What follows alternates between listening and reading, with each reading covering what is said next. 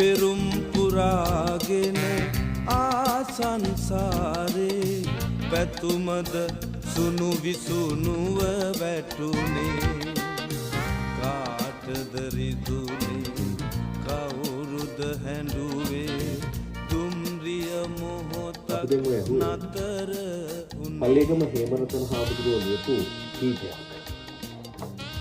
පල්ලේගම හේමරතන හාමුදුරුවෝ පිළිබඳව තමයි මේ දවස්වලදී වැඩිම කතා බහක් වෙලා තියෙන්නේ. පහුගිය දවසක පල්ලේගම හේමරතන හාමුදුරුවෝ සම්බන්ධව මහා දැවැන්ත ප්‍රචාරයක් මම ඉස්සෙල්ලම දැක්කේ FB හරහා. මම කම්පිත වුණා. මොකද්ද මේ උනේ? ඇයි මෙහෙම උනේ කියන හැඟීම ඇත්තටම මට ඇති වුණා. මම කොයිම වෙලාවකවත් මේ පිළිබඳව කතා කරන්න හෝ මේ පිළිබඳව අදහස් දක්වන්න හෝ හිතපු කෙනෙක් නෙමෙයි. නමුත් දිනෙන් දින මුහුණු පොත හරහා දැක්ක දර්ශන වගේම සමාජ මාධ්‍ය හරහා මම දැකපු යම් සිදුවීම් මේ නිසා මට හිතුණා මේක මොකක්ද කියලා කතා බහ කරන්න. මේ කතා බහට ඕන පූර්ණ තුනක් බලපෑවා. පළවෙනි එක තමයි පහුගිය දවසක තිබිච්ච වෙසක් පොහොය දිනේදී මා පන්සලේ දුටු දර්ශනයක්. පන්සලේ භික්ෂූත්වයේ හැසිරීම, දායක සභාව හැසිරීම, උපාසක උපාසිකාවන්ගේ උටකිලි මා මේ සඳහා පෙළඹුවා. ඉනික්බිති මා මේ සඳහා පෙළඹුවා මගේ සමකාලීනයන්, වගේම මගේ යහළු මිත්‍රාදී. අලුත් සංස්කෘතියක් පිළිබඳව හීන දකින, අලුත් සංස්කෘතියක අභිමානය පිළිබඳව හීන දකින මගේ සමකාලීනයන් කියූ කතා දැමූ පෝස්ට් ෂෙයා කර පෝස්ට් මා මේ සඳහා පෙළඹුවා. ඒත් සමගම මගේ සමීපතම මිත්‍රවරයක් මුහුණු පොත හරහා මහා විශාල කතා බහක් ඇති කළා. මේ සංඝයා වහන්සේ නැත්නම් ගණය කියලා කියනවා. මේ ගණයා වහාම පළවා හැරිය යුතුයි කියලා. හැබැයි මම ඇයට පිළිවදන් සපයද්දී ඇයකින් මට පිළිවදන අතිශය බරපතලයි.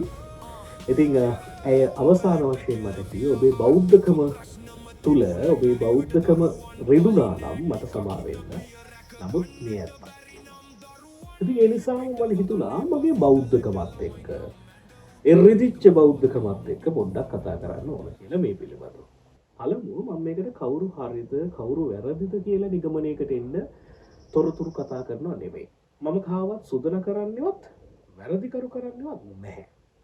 නමුත් මම මේ තුල දකින සිදුවීම් පිළිබඳව යම් තර්කණයක් සමාජය තුල ගොඩනගන්න මේ හරහා කටයුතු කරන්න බලාපොරොත්තු වෙනවා. පළවෙනි කාරණාව ස්වාමීන් වහන්සේ නමක් මෙලෙස කිරීම කිසිසේත්ම අනුමත කළ යුතු නැහැ. මොකද සියල්ල අතහැර පැමිණෙන භික්ෂුවක් අතින් මෙවැනි දෙයක් සිදුවීම සමාජය පිළිගන්නේ නැහැ. එය හරි. නමුත් ඉක්බිති අපි කල්පනා කළොත් බුදුරජාණන් වහන්සේ එකල මිනිස්සු 999ක් මරලා අම්ම පිටිපස්සේ එලවගෙන 1000 වෙනි ඇඟිල්ල හොයාගෙන ගියපු අඟුලිමාලව මිනිමරුවෙක් යයි තර්ක කරමින් ඔහුව නිරපා හැරියා නම් අද අපි අඟුලිමාල පිරිත සජ්ජායනා කරයිද? අඟුලිමාල මහරහතන් වහන්සේ පිළිබඳව කතා කරයිද? එසේනම් භික්ෂූන් වහන්සේ නමක් මෙය කළා යයි අපි තවම දන්නේ නැහැ මොකක්ද මේ කියලා. නමුත් කළා නම් එය උන්වහන්සේ නිරපා හැරීමට තරම් ප්‍රබල සාධකයක්ද? එක් අවස්ථාවක් ලබා දිය යුතු නැතිද බෞද්ධයන් විදියට? දෙවනුව චින්චමානිකාව බුදුරජාණන්ගේ කාලේ බුදුරජාණන් වහන්සේට මේ ප්‍රශ්නයක් සිදු වුණා. උන්වහන්සේ කිසිත් කීවේ නැහැ. උන්වහන්සේත් බලන් හිටියා මේ ආකාරයෙන්ම මොකක්ද වෙන්නේ කියලා. දැන් කියනවා ශුක්‍රාණු පිහපු පාපිස් අඳුරගත්තා. ඊළඟට උන්වහන්සේත් එක්ක යහන්ගත වෙච්ච යහන හඳුනගත්තා. වෛද්‍ය පරීක්ෂණ වලින් ඔප්පු වෙලා තියෙනවා. ඉතින් ඔය කාරණාත් එක්ක මම මගේ මිත්‍රයෙක්ට වෛද්‍යවරයෙක්ට මම ඇහුවා පුළුවන් ද අපිට එහෙම වෛද්‍ය පරීක්ෂණයකින් කියන්න හරියටම මේ ස්වාමින් වහන්සේ මෙහෙම කළා කියලා. ඔහු දුන්න උත්තරේ තමයි නෑ අපිට එහෙම කියන්න බෑ. මොකද එතනින් පස්සේ 8 දිනක් එක්ක වගේ ලොකු පිරිසක් එක්ක මේ සම්බන්ධතා ආරම්භ ගිහිල්ලා තියෙනවා. ඒතකොට ශුක්‍රාණු ලැබිලා තියෙනවද කොහොම වෙලා තියෙනවද හොයන්න බෑ. ඉතින් ඒ නිසා මේ හරියටම අපිට කියන්න බෑ මේ අහුවලත් එක්ක හිටියා කියලා කියන්න බෑ කියලා. එසේනම් අපිට ඒ තර්කණය ගොඩනගන්න බෑ. ශුක්‍රාණු පිහපු පාපිස්ස. අවුරුදු ගානකට කලින් සිදුවෙච්ච සිදුවීමක්නේ. සාමාන්‍යයෙන් ওই පන්සලක පාපිස්සක් එහෙම කාලයක් තියෙනවද? එතනත් ලොකු ප්‍රශ්නයක් තියෙනවා. ලේතවරුණු ඇඳුම ගිහිල්ලා වලලුබු කතාවක් තියෙනවා. ඉතින් ලේතවරුපු ඇඳුම පන්සලේ දැනක වලලයිද? එතනත් ප්‍රශ්නයක් තියෙනවා. ඉතින් මේ වගේ ප්‍රශ්න ගොඩක් මේ කතාව තුල තියෙනවා. ඒත් එක්ක මේ දැරිය දෙන කට උත්තරයක එක තැනක මම දකිනවා දරුණු ප්‍රශ්නයක්. ඇය නුගේගොඩ ප්‍රදේශයේ නිට්ටඹු ප්‍රදේශයෙන් තමයි හම්බෙන්නේ. ලැබුම්හලක ඉඳලා. ඉතින් නිට්ටඹු ප්‍රදේශයට යන්නේ ඇය පෞද්ගලික බස් එකක, පෞද්ගලික මගී ප්‍රවාහන බස් රථයක. ඒ ගිහිල්ලා ඒ කන්ඩක්ටර් තමයි මෙයාව ආය විකුණන්නේ. යම් කෙනෙක්ට. ඉතින් එතනත් කොහොමද යන්නේ? මොකක්ද මේ සම්බන්ධය? මොකක්ද මේ පිළිබඳව හොයලා බලන්නේ නැද්ද? ඒක මොකක්ද මේ සම්බන්ධය? ඊළඟට ඒ කියන දඹුලු විහාරය පිළිබඳව කතාවක්. එතකොට ඒ පිළිබඳව හොයලා බලන්නේ නැද්ද? මේ 8 දෙනෙක් පිළිබඳව කතා කරද්දී ඒ 8 දෙනා අවශ්‍ය නැද්ද මෙතෙන්ට? එතන ප්‍රශ්නයක් තියෙනවා. එතකොට මේ 8 දෙනාව හැර මේ භික්ෂුව පමණක් ફોકસ කරන්නේ ඇයි? මේ භික්ෂුව පමණක් පෙරලා මඩෙහි දවමින් පහර දෙන්නේ ඇයි? ඊළඟ කාරණාව තමයි දැන් ඇත්තෙන්ම අපිට පුළුවන්ද ඔබට මට මේ අහගෙන ඉන්න බලාගෙන ඉන්න ඔබට මට පුළුවන්ද චීවරයක් දරාගෙන ගිහිල්ලා පන්සලක ඉන්න? අපිට බෑ ඒක කැපකිරීම කරන්න. ඔබ කොයි තර්කයකින් ආවත් අපට ඔබට බෑ ඒ කැපකිරීම කරන්න. ඔබ නිකමට හිතන්න ඔය චීවරේවත් දැන් ඔබ කියන විදිහට චීවරේ නැති වුණා නම් මේක ප්‍රශ්නයක් නෑ. මෙයා අයින් කරන්න මෙහෙමයි කියලා අපි කෑ ගහනවානේ. ඔය චීවරේවත් ඔය පන්සලේ නැති වුණා නම් ඔය පන්සල රැකෙයිද?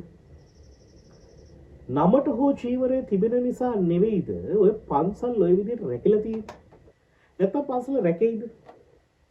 අපි නිකමට හිතලා බැලුවොත් පන්සලක් රැකෙන්න නමට හෝ චීවරයක් නොතිබීම නමට හෝ චීවරයක් පන්සල තුල තිබීම නොවේද පන්සල රැකීමේ ප්‍රධාන සාධකේ දායක සභාවද? නෑ.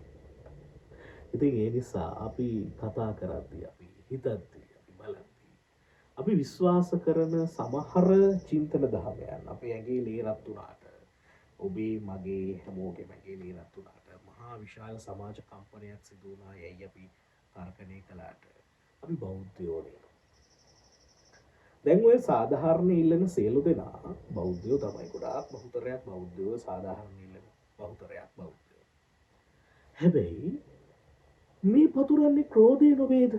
මේ අපි ඇඟ ඇතුලේ තියෙන වෛරයක් නොවේද අපි මේ පිට කරන්නේ? අපිට පුළුවන් ද බෞද්ධයෝ විදිහට කෙනෙකුට ගහපන්, මොහොව එලවදමපන්, මොහොව විනාශ කරපන් මේ ආදි වශයෙන් කියන්න පුළුවන්ද? අපිට බෑ. බෞද්ධයෝ විදිහට අපි බෞද්ධ දර්ශනයක් පිළිගන්න පුද්ගලයෝ විදිහට අපිට පුළුවන් ද එහෙම දේවල් කියන්න? අපි එහෙම දේවල් කරන මිනිස්සුද? ඒතර ප්‍රශ්නයක් තියෙනවා. ඒ නිසා මම මෙතනදී මතු කරන්නේ බෞද්ධයන් විදිහට අපිට කළ යුතු නොකළ යුතු දේවල් ගණනාවක් තියෙනවා. අපිට මොකද එහෙම වුණා නම් ඉතින් ඒකට නීතියෙන් එහෙම නැත්නම් සංඝ සභාවෙන් ප්‍රශ්නයකට උත්තරයක් හොයලා දෙයි. අපි මොකටද කෑ ගහන්නේ? අපි මොකටද මේකට මැදිහත් වෙන්නේ? මොකටද සංඝ සමාජයේ දේවල් වලට අපි මැදිහත් වෙන්නේ? කෙනෙකුට හිතෙන්න පුළුවන් අපිනේ දායකත්වය අරගෙන මේ සංඝ සමාජයට මේ දේවල් දෙන්නේ, මේ දේවල් ලබා දෙන්නේ, වුණ අපෙන්නේ පෝෂණය වෙන්නේ. එහෙම දෙන්න පුළුවන්. එහෙම දෙයක් හිතනවා නම් ඔබ ආයේ පන්සල් යන්න එපා. ඔබ ආයේ දාන දෙන්න එපා. හැබැයි අනිකව විවේචනය කිරීමෙන් නවතින්න. යමක් කළා විය හැකි නැත්නම් යමක් නොකළා විය හැකි. යමක් කළා හෝ නොකළා උන්වහන්සේ විවේචනය කිරීමෙන් අපි නවතිමු. උන්වහන්සේ විවේචනය කිරීමෙන් අපිට ඇති ඵලය කුමක්ද? ඒ ස්වභාව ධර්මයට අදාළ කාර්යයක්. එය සත්‍ය හෝ නිවැරදි භාවය, සත්‍ය හෝ අසත්‍ය බව ප්‍රකාශ කිරීමේ අයිතිය සබාධමට සතුයි. එය අපට අයිති දෙයක් නොවේ. ස්වාමීන් වහන්සේ කෙනෙක් පිළිබඳව ජජ්මන්ට් එක දෙන එක අපි නවත්තමු. අපිට අපේ දේවල් පිළිබඳව කතා කරන්න කාලයක් හදාගමු. දැරියක් අපයෝජනීය වුණා නම් ඒ දැරිය පිළිබඳව ඒ නීතිමය කටයුතු වලට අපි ඉඩ හසුර දෙමු. එහෙම නැතුව බෞද්ධ සංස්කෘතිය හොඳ නැහැ, බෞද්ධ භික්ෂුව හොඳ නැහැ, මේ භික්ෂුව අනිවාර්යෙන් මේකෙන් නිරපා දැමිය යුතුයි, පන්සල් වලට ලැබිය යුතු වරප්‍රසාද නැවැත්විය යුතුයි, පන්සල් වලගේ භික්ෂුන් වහන්සේ එළවා දැමිය යුතුයි. මෙවැනි කරුණු අපි නොකියයිමු. ඒ තමයි මේ වෙලාවේ අපිට කරන්න පුළුවන් හොඳම දේ. අපි දන්නේ නැහැනේ මොකක්ද උනේ කියලා. මොකක්ද උනේ කියලා දැනගත්තු දවසට ඔබට පුළුවන් ඔබේ තීරණය ගන්න. අනිකාගේ තීරණවලට බාධාවක් නොවන විදියට. ඔබට රිසි තීරණය ගන්න. අනිකාගේ තීරණ වෙනස් කරන්න ඔබට අයිතියක් නැහැ. හැබැයි මේ දැරිය අතිශය සුන්දර දැරියක්. ඒ දැරිය ආරක්ෂා කර ගැනීම සමස්ත සමාජයටම තියෙන කර්තව්‍යයක්. ඒට අය විවාදයක් නැහැ. ඒ දැරිය විතරක් නෙමෙයි, මෙවැනි දැරියන්, මෙවැනි දූෂිත සමාජයක, මෙවැනි මව්වරු ඉන්න සමාජයක, මෙවැනි මිත්තනියන් ඉන්න සමාජයක දැරියක ආරක්ෂා කර ගැනීමේ වගකීම හැමට කරනවා. ඒ වගකීම වෙනුවෙන් පෙළ ගැහෙන්න.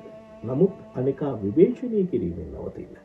ඒ දැරිය වෙනුවෙන් මෙන්න මේ පදවල මානසින් ලියලා චුට්ටක් එකක් ගන්න.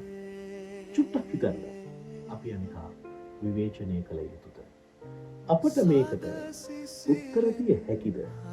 මේ ප්‍රශ්නේ අපි කාලයට බාරයි. අපි නිහඬවීම නොවේද කළ යුත්තේ.